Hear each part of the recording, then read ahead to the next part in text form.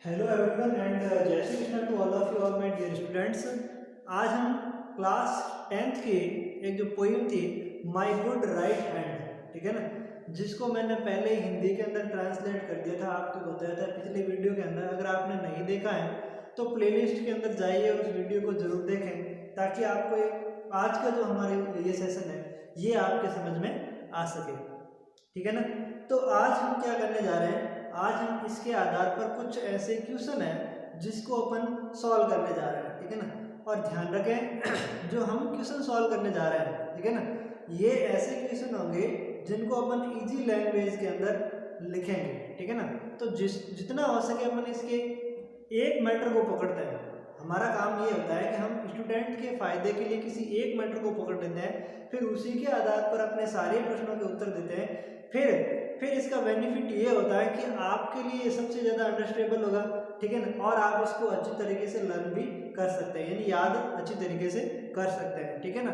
और अगर आप मान लो किसी अदर बुक से अगर आप चाहते हैं कि मैं उससे याद करूं, तो वो आपके लिए ज़्यादा कंफ्यूजेबल होगा। क्यों होगा? क्योंकि आपके समझ में नहीं आएगा कि फिर इसको कहाँ से करूँ, क्योंकि उसने हर प्रश्न के अंदर उत्तर को थोड़ा डिफरेंट करने की कोशिश की। और हम लोग क्या करते हैं कि एग्जाम पॉइंट ऑफ व्यू से उसी उत्तर के अंदर क्या अन्य प्रश्न का भी अपन उत्तर दे सकते हैं। तो अगर अपन पॉसिबल है, जहाँ तक पॉसिबल हो कि एक उत्तर को अपन कितने प्रश्नों के अंदर अपन उसको सेट कर सकते हैं, जितना सेट कर सकते हैं वो सब का सब उसको आपको बताते हैं। ये एक स्टूडेंट के लिए सबसे ज़्यादा बेनिफिशियल हो जाता है। फिर आप ये कभी नहीं कह सकते कि सर ये हमें प्रश्नों के उत्तर याद नहीं होते हैं, आप तुरंत उस प्रश्नों के उत्तर याद कर सकते हैं, ठीक है।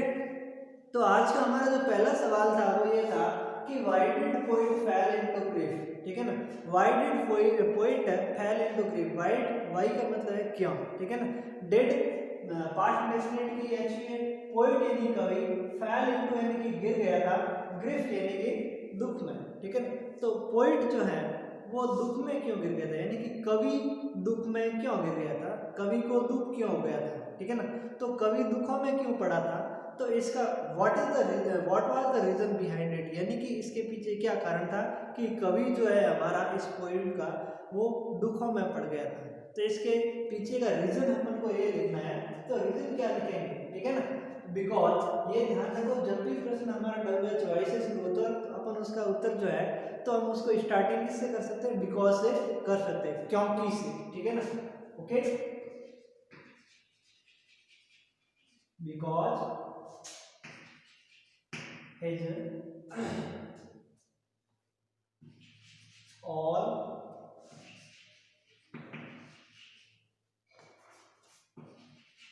friends, ठीक है ना, बिकॉज ऑल फ्रेंड्स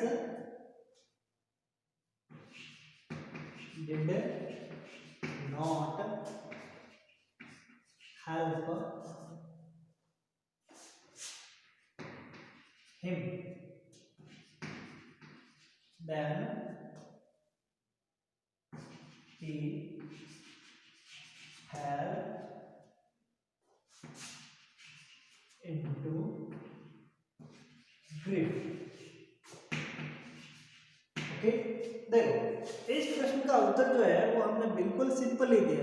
कितना सिंपल रखा है कि हमें उस पोइम को अगर आपने पढ़ा है मेरे से, अगर आपने उसको ट्रांसलेट किया है, तो अगर आपको उसने पोइम को आपको अच्छी तरीके से अंडरस्टैंडेबल है तो ये इसका उत्तर भी आपके माइंड में आएगा कि जो पोइट था हमारा, कवि जो था, उसको सबसे ज़्यादा दुख क्यों हुआ।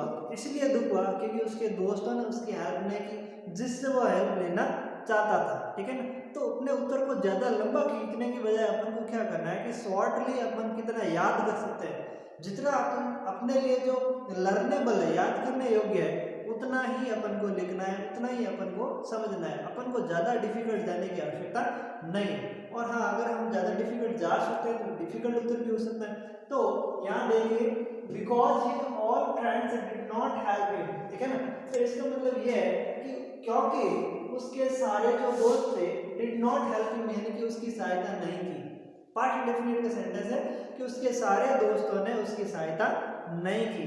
Then he fell into grief, तब वह दुखों में पड़ गया, ठीक है ना। यही उत्तर था, और क्या था।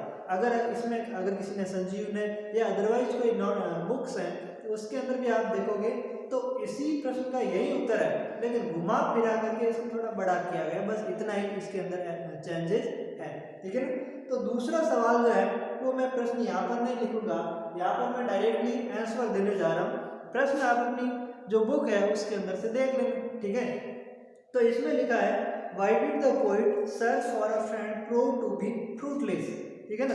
तो इस प्रश्न को समझिए, प्रश्न हमें क्या कहता है, प्रश्न कहता है कि Why did the poet search, poet के आगे कॉमा एस लगा करके सर्च है, तो इसका मतलब है कि जो कवि की खोज थी, कवि की खोज थी फॉर अ फ्रेंड यानी एक दोस्त की, यानी कवि जो एक दोस्त ढूंढना चाहता था, यानी कवि की दोस्त को ढूंढने की जो खोज थी, प्रूव टू बी फ्रूटलेस।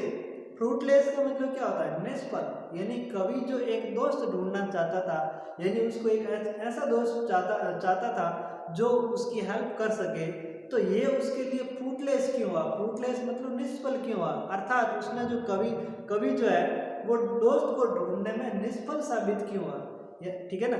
यानी कवि का दोस्त ढूंढने की जो तरकीब थी वो निष्फल क्यों हो गई, यानी उसका फैल क्यों गया कि उसको दोस्त तो ढूंढना चाहता था लेकिन उसको अच्छा दोस्त मिला ही नहीं, तो ये उसका फैल क्यों गया। तो इसका उत्तर क्या होगा, वही उत्तर होगा जो आपने पहले प्रश्न का उत्तर दिया, ठीक है ना। थोड़ा सा अगर अपन चाहते हैं तो इसके अंदर चेंज कर सकते हैं। तो हिंदी के अंदर तो ये है कि कवि जो दोस्त ढूंढना चाहता था वो निष्फल साबित क्यों हुआ, तो निष्फल इसलिए हुआ क्योंकि कवि जो है वो दोस्त से सहायता लेना चाहता था लेकिन दोस्त ने उसकी सहायता की नहीं, तो इसलिए वो उसका दोस्त ढूंढने वाला जो मैटर था वो उसके अंदर निष्फल हो गया। बस यही तो उत्तर है और क्या, यानी पहले प्रश्न में जो हमने उत्तर दिया उसको थोड़ा सा अगर चेंज करते तो दूसरे प्रश्न का बखूबी अपन उत्तर दे सकते हैं। और फालतू आप लोग क्या होता है इसके अंदर कंफ्यूज हो जाते हो, डरने लग जाते हो कि सर हम इन प्रश्नों के उत्तर याद नहीं कर सकते। बहुत आसान होता है प्रश्नों के उत्तर याद करना, फर्क इतना है कि आप किसी अच्छे टीचर से उस प्रश्नों के उत्तर को समझने की कोशिश करें कि क्या जरूरी है कि मैं यही उत्तर दूं जो इसके अंदर दिया हुआ है, जरूरी है कि मैं उसको उत्तर को डिफरेंट टाइप ऑफ में दूं, क्या मैं सेम उत्तर को भी दे सकता हूं अगर मैच खाता है तो आपको ये बताया जा सकता है, आपको गाइड किया जा सकता है कि हाँ आपका उत्तर बिल्कुल राइट होगा, ठीक है। तो why did the poet search for a friend prove to be fruitless, because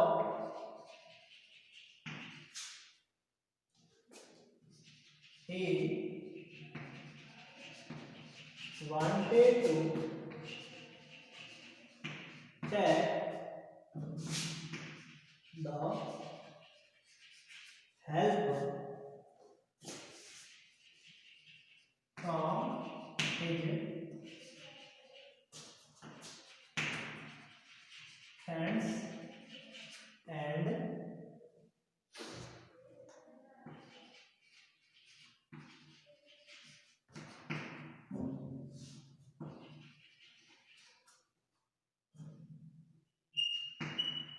acquaintance, but they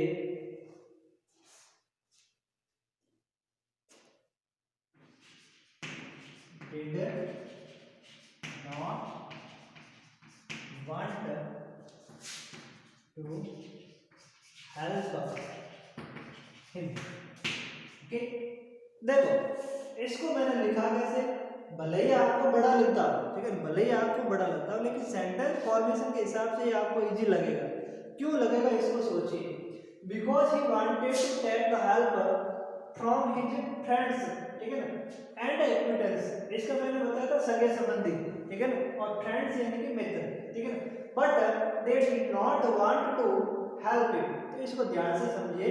because he wanted, देखो अभी सेकंड है तो कैसा टेंस है, पास्ट इंडेफिनिट है, ठीक है ना, because he wanted to take help, take यानी कि लेना, यानी कि वो चाहता था लेना, द हेल्प यानी कि सहायता, from his friends and acquaintance यानी कि अपने दोस्तों से तथा अपने सगे संबंधियों से, बट यानी कि लेकिन दे यानी कि वे, कौन, उसके दोस्त और सगे संबंधी, did not want to help him, वे जो सगे संबंधी और दोस्त जो थे वे डिड नॉट वांट यानी कि चाहते थे, टू हेल्प हिम यानी कि उसकी सहायता करना, यानी कि वे उसकी सहायता करना नहीं चाहते थे, नॉट यानी कि नहीं चाहते थे, ठीक है ना, यानी कि वह उनसे सहायता लेना चाहता था लेकिन उन्होंने उसकी सहायता नहीं की। अब आप चाहे तो प्रश्न का पिछला जो हिस्सा है ना वो आप इसके अंदर लिख सकते हैं। कैसे लिख सकते हैं, इसके आगे लिख सकते हैं, so the poet's search for a friend proved to be fruitless. ठीक है ना, ऐसे आप इसको जमा सकते हैं, जो मैंने इसके आगे नहीं लिखा। यानी आपका उत्तर भी उतना ही बड़ा हो जाएगा जितना कि एक अदर बुक्स के अंदर आता है, लेकिन उत्तर कैसा होगा, बिल्कुल करेक्ट होगा। आपका एग्जामिनर उसको रॉन्ग नहीं कर सकता। क्यों नहीं कर सकता, क्योंकि आपके प्रश्न का उत्तर देने के जो भाव है वो बिल्कुल करेक्ट है, यानी आपने प्रश्न को अच्छी तरीके से समझा है और उससे पहले आपने उस पोइम को अच्छी तरीके से समझा है। ठीक है ना। So I moving to our next question, third question, who is the friend that could help and make the poet happy. तो हु यानी कि कौन, इज द फ्रेंड यानी कि मित्र, दैट कुड हेल्प जो उसकी सहायता कर सका, and make the poet happy और जो उस कवि को हैप्पी यानी कि खुश कर सका। यानी वो कौन सा मित्र है जो उसकी सहायता कर सका और उसको प्रसन्न कर सका। यानी ऐसा कौन सा मित्र है जो कवि की सहायता कर सका और कवि को प्रसन्न कर सका। तो आप खुद ही सोच सकते हैं कि ऐसा कौन मित्र था। ठीक है ना, इस पोइम के एंड लास्ट में उसने बताया था कि ठीक है ना, किस पर, कि आई trusted on my good right hand and God. ठीक है ना, उसने बताया भी था कि मैं किस पर भरोसा करता हूँ, अपने अच्छे दाहिने हाथ पर और भगवान पर। तो सीधी सी बात है कि उसका सच्चा दोस्त कौन निकला था, उसका दाहिना हाथ निकला था। ठीक है ना, तो हुए नहीं कौन, सीधा जवाब होता है कि जो आपने दिमाग के अंदर उत्तर ढूंढ रखा है उसी से उत्तर से ही इसको स्टार्ट करना है और वहीं पर एंड करना है, जो इस प्रश्न का पिछला हिस्सा होता है। ठीक है ना,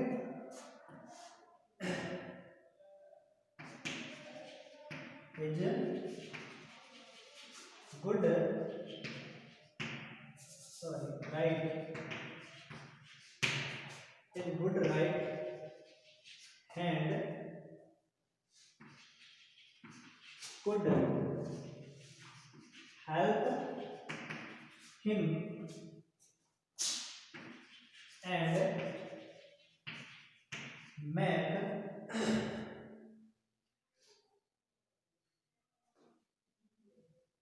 इस मैक को अपन सेकंड फॉर्म में बनाएंगे। ठीक है ना, मैड, सॉरी मैड के बाद बनेगा happy, mad happy to, okay. तो ये हमारा उत्तर बना है कि his good right hand could help him and made happy to him. ठीक है ना, या अपन ऐसे भी बना सकते हैं मेड हिम हैप्पी, ये भी बना सकते हैं, लेकिन प्रश्न के हिसाब से हमने लिख दिया मेड हैप्पी टू हिम। ठीक है ना, तो दोनों बना सकते हैं। तो इसका उत्तर क्या है, तो आपने प्रश्न ये समझा था मेरे से कि ऐसा कौन सा मित्र था जो उसकी सहायता कर सका और उसको प्रसन्न कर सका। ठीक है ना, तो इसका उत्तर यही था कि उसका दाहिना हाथ था जो उसको प्रसन्न कर सका और उसको हेल्प कर सका। तो हमने क्या लिखा, हिज गुड राइट हैंड, लेकिन उसका जो दाहिना हाथ था कुड हेल्प हिम, कुड यानी कि किसमें, पास्ट टेंस में, तो उसकी सहायता कर सका। ठीक है, उसकी सहायता कर सका। ठीक है ना, तो कुड हेल्प हिम यानी कि उसकी सहायता कर सका, एंड यानी कि और मेड हैप्पी टू हिम और उसको प्रसन्न भी कर सका। ठीक है ना, तो कितना इजी आपका प्रश्न का उत्तर बन सकता है। ठीक है, अगर आप खुद सोचोगे ना 2 बार 3 बार तो आपको हमेशा हमेशा के लिए प्रश्न का उत्तर याद हो जाएगा। ठीक है, अब हम आते हैं फोर्थ नंबर। आज का हमारा क्वेश्चन है, why did the poet feel disappointed. ठीक है ना, व्हाई यानी कि क्यों, डिड द पोएट यानी कि पोएट, फील यानी कि महसूस करता है, डिसअपॉइंटेड, डिसअपॉइंटेड यानी कि निराश, यानी कि जो पोएट हमारा है वो अपने आप को डिसअपॉइंटेड, निराश क्यों किया। ठीक है ना, उसने अपने आप को निराश क्यों महसूस किया, पोएट ने अपने आप को निराश महसूस क्यों किया।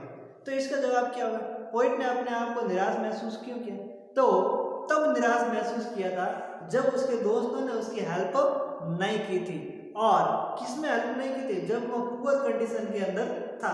तो आपको करना क्या है, ज़्यादा डिफरेंट जाने की आवश्यकता कहाँ है। मैंने कहा था ना, अगर आपने एक उत्तर को याद किया है, अगर आपने एक उत्तर को याद किया है तो आप ऐसे बहुत सारे क्वेश्चंस के आंसर दे सकते हैं जो उसी से रिलेटेड आता है, ठीक है ना।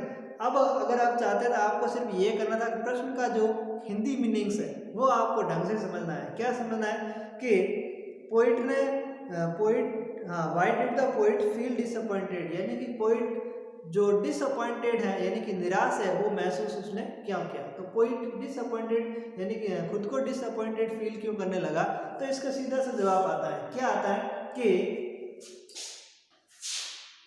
वही जवाब होगा जो अपने पहले के अंदर दिया था, ठीक है ना। Because he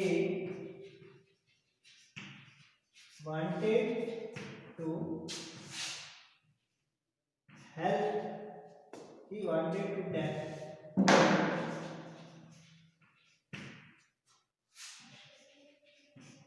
help from his friends. He wanted to take help from his friends, but they, एक हमने पढ़ा था इसके अंदर साई, साई का मतलब क्या होता है, साई का मतलब होता है कतराना, ठीक है ना।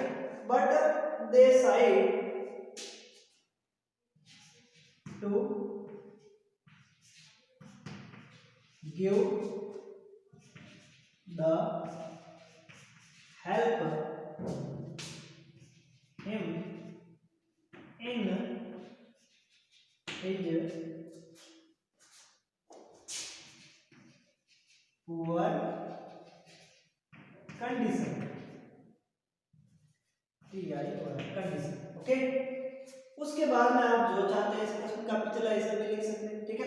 आप समझिएगा हमने इसके अंदर लिखा है, हमने लिखा है because he wanted to take help from his friends, ठीक है ना, क्योंकि वह चाहता था टू टेक यानी कि लेना, हेल्प यानी कि हेल्प फ्रॉम हिज फ्रेंड यानी अपने दोस्तों से, ठीक है ना, क्योंकि वो अपने दोस्तों से हेल्प लेना चाहता था, ठीक है ना। But they decide to give the help, क्योंकि वे कतराने लगे थे, ठीक है ना। यहाँ पर बिगन टू का प्रयोग भी कर सकते हैं, लग गए थे, ठीक है ना। सो अपन इसका उत्तर ये भी बिल्कुल आपका करेक्ट होगा, बिकॉज यानी बट के साई यानी कि वे कतराने लगे, टू गिव द हेल्प यानी कि सहायता देने में, ठीक है ना, हिम यानी कि उसको, इन हिज पुअर कंडीशन उसकी गरीब कंडीशन में, उसकी गरीब स्थिति के अंदर, ठीक है ना। लेकिन उसके जो दोस्त थे वो उसके कतराने लगे थे उस गरीब स्थिति में उसकी सहायता करने में, ठीक है ना। हमने क्या किया, हमने सिर्फ सेंटेंस फॉर्मेशन के अंदर ये हिम कहाँ पर आएगा, हिज कहाँ पर आएगा, सिर्फ ये सोचा और अपने माइंड के अंदर एक इजी उत्तर को सोचा है जो हमें याद हो सके, जिसको हम उत्तर दे सके, फिर उसको हमने यहाँ पर लिखा है और यही उत्तर आपको आसानी से याद हो सकता है, क्योंकि इसमें सब में कंडीशन कैसी आ रही है, सेम कंडीशन आ रही है, ठीक है ना। और यही मैंने आपको बताया था, फर्स्ट मोटिव यही था कि प्रश्नों के उत्तर याद करना बहुत ईजी है, सिर्फ और सिर्फ हमें क्या सोचना होता है कि हमें स्टार्ट कहाँ से करना, ये सिर्फ माइंड के अंदर होना चाहिए। So today session our last question, what was the result of the poet's hard work, ठीक है ना। What was the result of the poet's hard work, ठीक है ना। तो इसका मतलब क्या, व्हाट वाज द रिजल्ट यानी कि क्या परिणाम निकला, ठीक है ना, क्या परिणाम था, of the poet's hard work यानी कवि के कठिन परिश्रम का क्या रिजल्ट निकला, ठीक है ना, क्या परिणाम निकला। तो क्या परिणाम निकला आप खुद ही सोच सकते हैं क्या परिणाम निकला था, ठीक है ना। तो इसका उत्तर क्या होगा, बिल्कुल आसान उत्तर हो सकता है, क्या हो सकता है। तो पहली बात तो ये, द पोएट,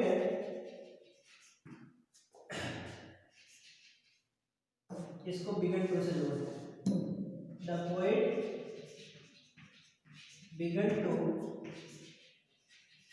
फील हैप्पी। पहली बात है the poet began to feel happy, जो पोएट है वो कैसा महसूस करने लगा, फील हैप्पी, ठीक है ना, फील हैप्पी यानी कि खुश महसूस करने लगा, ठीक है ना। And his all friends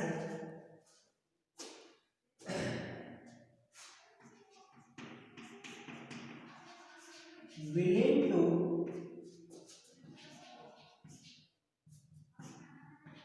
talk him। अब देखो फिर all friends willing to talk him, इसका मतलब ये है कि उसके जो दोस्त थे वो सब उससे टॉक हिम, और विलिंग का मतलब होता है चाहना, इच्छा करना, ठीक है ना, इच्छा यानी विल यानी इच्छा होती है, ठीक है ना। तो उन सारे दोस्तों की क्या इच्छा थी, उसके साथ में बात करने की इच्छा थी, ठीक है ना। And all friends willing to talk him, but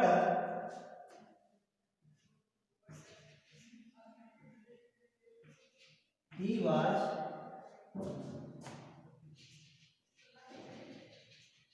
become a prosperous